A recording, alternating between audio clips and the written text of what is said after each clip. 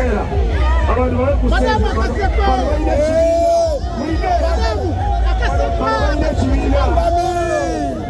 ne chairman ayagala tukutuko chairman w'ekyalo kino yono jangu chairman